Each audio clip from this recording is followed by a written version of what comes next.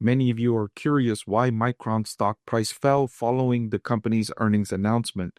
I'm going to reveal the one sentence that the management team, or two sentences that the management team said that sent the stock price lower. In my opinion, this is the factor that set the stock price lower. I'll discuss that and elaborate on a few more of the developments from the company's most recently completed quarter. You're not going to want to miss this. Let's jump right into it. I want to thank the Motley Fool for sponsoring this video.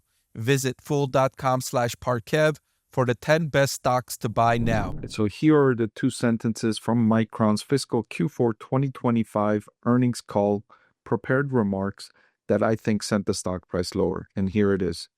Micron invested $13.8 billion in capital expenditures in fiscal year 2025 as we continue to make our 1Y DRAM and HBM related investments. We expect fiscal 2026 CapEx to be higher than 2025 levels. Okay.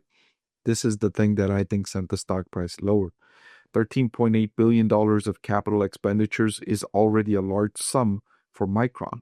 If you compare that to its revenue, the company generated $37.4 billion in revenue for the full year, and they spent $13.8 billion in CapEx, almost one-third, almost 33% CapEx to revenue. That's a very large percentage, and it spooked investors, right? And this is really because one of the reasons for this is because of how traumatized investors are from what happened at Intel, right? The other US manufacturer of semiconductors.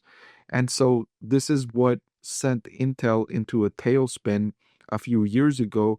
And so investors are hypersensitive to when companies like Micron announce these large capital expenditure figures, right? You don't see this happening when Microsoft or Amazon announces that they're going to be spending more money. In fact, just this morning, the Chinese company Alibaba announced that it was going to spend more on artificial intelligence than it previously said, and that sent the stock price higher by almost 10%.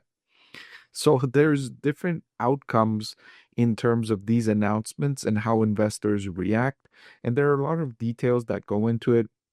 For one, a company's reputation has a lot to do with it. If you have a reputation for very effective capital allocation, and then you announce that you're going to be spending more money, investors get excited because this is something you've demonstrated a clear capability with.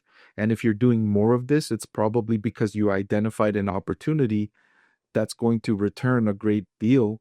And so if you're putting out money, then investors can get excited because they say, oh, the profits are going to increase because they just found something really exciting to invest in. So let's take a look at Micron's reputation. And one way I measured this is by looking at a company's return on invested capital.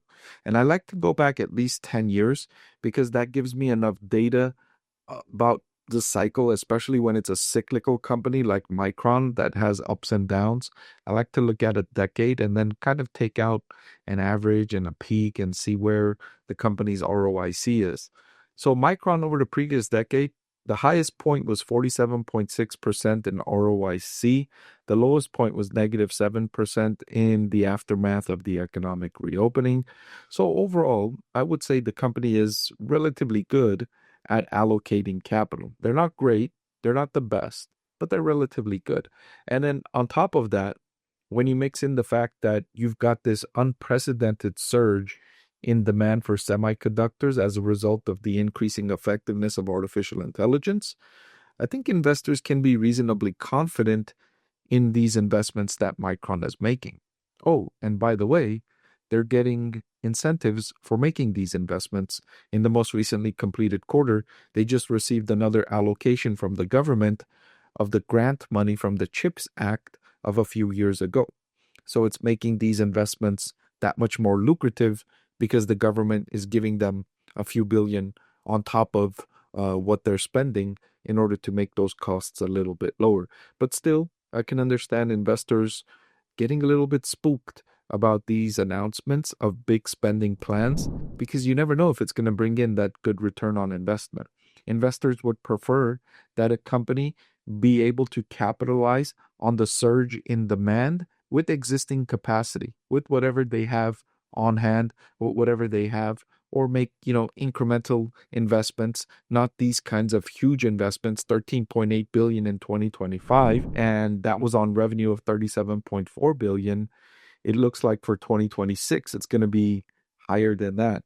I'm thinking it's going to be 16 billion, perhaps even approaching 20 billion, because the company's revenue is forecast to grow meaningfully. And so they're going to have a lot more cash flow to work with. And despite investing this much in CapEx in 2025, they still generated strong cash flow. And the management team told investors that they expect 2026 cash flow to be better than 2025, even though they are making this increase in investment in 2026. So this, what I'm reading from, as I mentioned, is the company's most recent earnings call with Wall Street analysts. I made this highlighted document available for my channel members, so you can go through and see all of my highlights and what I felt was important for investors to consider. There's a link in the description where you can see all the benefits you get for joining our channel. Thank you for watching this video. I truly appreciate it. I know there's a lot you could be doing with your time and a lot of other videos you could be watching. So I truly appreciate that you chose to watch this one. If you want to see more videos just like this, hit the subscribe or the like button. They'll both help me make more videos just like this one. Thank you again.